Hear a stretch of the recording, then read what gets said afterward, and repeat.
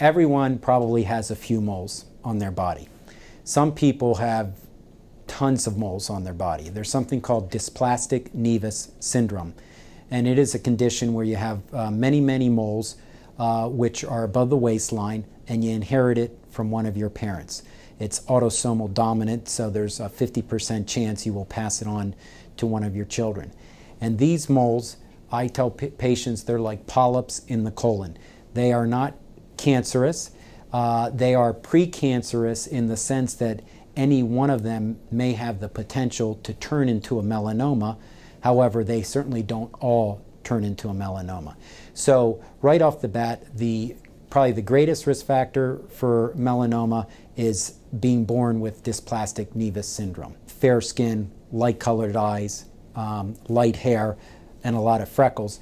But the other is environmental insult, and namely the sun, and that's the other big risk factor for melanoma. There's more melanoma in Australia than anywhere in the world, and that's because you have a bunch of fair-skinned people who should be living in Ireland and England who instead are living down near the equator. So they simply don't have the genetics to lend themselves to a lot of sun exposure. You look for the ABCDs: asymmetry, border irregularity, color, just not a nice, pretty brown like a beauty spot on Cindy Crawford's chin, but rather a black or blue or red mole.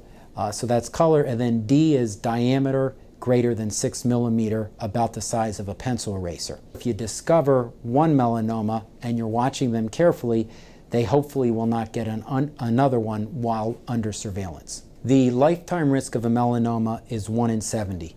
The chance of getting a melanoma, of getting a second melanoma if you've had one, is 1 in 20.